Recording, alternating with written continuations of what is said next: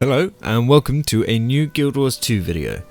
So there was an update on the 28th of June, which was, yesterday is the time of recording. I did manage to jump in, but I didn't have time to finish off all of the stuff that I needed to get done for the video.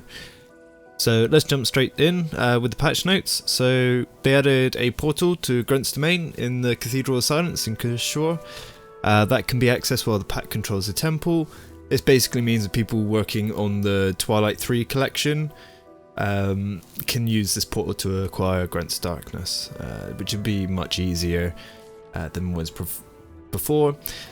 With Astralaria 4 collection, the magnification lens can now be acquired from any of the champion Eyes of Zaitan found within the Straits of Devastation and Malkor's Leap.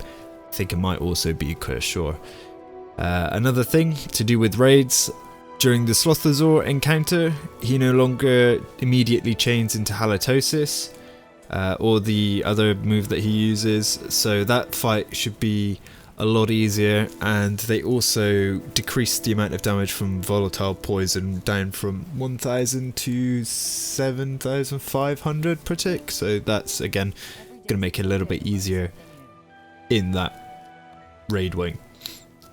So in World v World and PvP they didn't really do too much, I suppose, but they added new reward tracks that contain the Tribal, Stalwart and Apostle armor skins, so you can get those now rather than having to go through PvE. They changed the war score from Dolyuk caravan kills and deliveries. They've been reduced from 3 to 1, so you can't really... I don't really know how big a change that is. They did, however, change the mortar and flame burning stacks applied from their skills from 1 to 3, which is kind of a needed change because 1 stack of burning really wasn't that much, but it should be a little bit nastier now. And also something that is pretty big and kind of exciting, especially for the competitive scene, is that custom arenas now have a maximum capacity of 25 players. The maximum team size is still 10 players, but you can now have 15 spectators, I would imagine, if there was still a cap, and hopefully you'll be able to drop in and out with different people, so that might be quite a cool thing. If you have like some kind of crazy arena where you've got like a tag team going, could be quite interesting. Another thing that they changed was the shared inventory slots. A little bit of quality of life here. They can now be dragged to either the beginning or the end, so they listened to the community on that one because a lot of people were asking for it. They've also added an option in the bag menu to embed the shared bag within your inventory, so you can have it either on their own row or embedded into the bag slot grid rather than floating above it, or as it is at the moment. So now we're going to get into the most interesting part of the patch notes, and that's where the line here says leyline energy has accumulated to alarming concentrations. So if you log into the game, you'll instantly get a mail from Ella McKay. This is assuming that you have already completed some of the previous events from the past few weeks. If you haven't, then you need to log in and kill some dragon minions, and then once you've got an item that drops, which is some sort of lodestone, you can then go to Lion's Arch, speak to Ella McKay, and then you can do all the rest of the events, and it makes sense. So once you've done that, you can go meet her. She gives you a ley infused lodestone this time, and this is an item in your inventory that you can double click and it will tell you to what map is spawning the new event to do with the ley line anomalies. There are 3 maps that these events can spawn on. That would be the Gendaran Fields, Timberline Falls and the Iron Marches. This event has a 2-hour respawn time and occurs at 20 minutes past the hour. These maps rotate, so it will occur once in the map every 6 hours.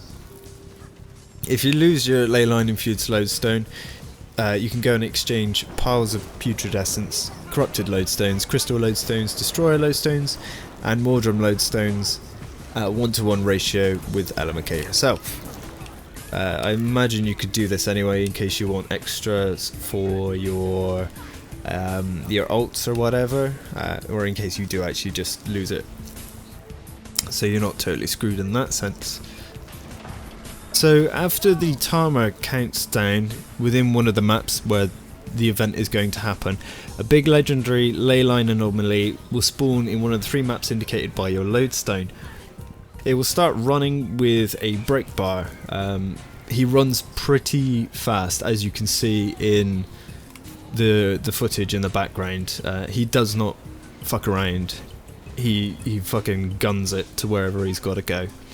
And basically, until you break his break bar, he's invulnerable and won't stop for anything. So you want to be bringing plenty of CC to this fight, and yeah, you want to be a fast character. So hopefully there's a lot of people around you with pushing out swiftness, like from whatever. So as this is happening and he's running around, coalescences will spawn elsewhere. These appear as little orange swords on the map. These events must be done. The coalescences must be killed before the anomaly reaches them to get the achievement. Also makes it a little bit easier, but you do need a separate group to be formed so that they can hunt these coalescences down, whilst the main Zerg, or the main Zergs, because there might be more than one anomaly on the map at one time. So once you've broken the break bar for the anomaly, it will stop and then it will fragment around it, and you then get loads of little anomaly coalescent things that kind of shoot out, and then you have to then kill these anomalies, little mini coalescence things, before they reach the anomaly itself. Much like, I don't know, the Caledon jungle worm, the ooze in the Thormanova reactor, etc, etc. So yeah, that part is actually quite difficult when everything is scaled up and then you get champions, because you just cannot kill the champions and people aren't paying attention. So yeah, maybe that's going to get a nerf at some point, but at the moment it's pretty fucking difficult. You have a minute of this and then the anomaly becomes vulnerable, allowing you to do 25% of his HP before he becomes invulnerable again and starts running. So essentially you complete this 4 times and he's dead. So the next thing to kind of take note of is that there are multiple spawn locations and paths that the leyline anomaly can take throughout the maps. So you'll always have multiple commanders and multiple waypoints being linked to find the anomaly itself. There is a little achievement for this as well, because obviously the first time that you see the anomaly, it will pop up and say, you know, the anomaly has been spotted, whatever. Kind of easy thing, not really anything to kind of write home about, but whatever. So the event itself rewards you with a mystic coin and some other loot. There's some little grey junk that you get that sells for 50 silver, as well as a rare. I also got an exotic. I think I got Nika's mask, which is the berserker named stat for the medium armor, which is quite nice. You know, a little bit of chunk of change, but you can only do this once per day for those rewards themselves, which is kind of a shame. But I wouldn't expect mystic coins to drop too much over the course of this event, but at the same time it is nice to see an influx of those coins, considering how expensive they are now and the fact that you can't really get them any other way except for login rewards. So aside from those events, there have been some new achievements added, and some of the old events reworked within Blaze Ridge Steps, Mount Maelstrom and Snowdon Drifts. You can find those in the achievement panel, obviously. You probably want to look at Delphi for those ones, but they look pretty simple to do, so it's kind of nice that it's also honouring the old events and then keeping those up to date with the current ones. Yeah, so that's good. It's also nice to see a lot of people kind of zerging about again. I got in a bit late on the old ones, and even though there were still quite a few people doing it, I wasn't over enthused with, you know, just kind of like 15 people, whereas you come and do these events and it's like, wow, there's like 50 to 100 people here. This is pretty crazy. It's also a nice benchmark for my system, because I've not done much recording on my new 1080, and the ability to still be able to get fairly high frame rates with so many people. Yes, there are low detail for a lot of the people, but you know, it's nice to see extra bodies on the battlefield as you're playing the game. It's all very well and good. But that's it for this video. Thank you very much for watching, as usual. And if you enjoyed the video, or you didn't enjoy the video, please don't forget to leave a comment, rate, and maybe even subscribe, of course, if you did actually enjoy it. So there's more Guild Wars 2 content coming your way, as well as a bunch of others on my channel. So again, thanks for watching, and I will see you in the next video.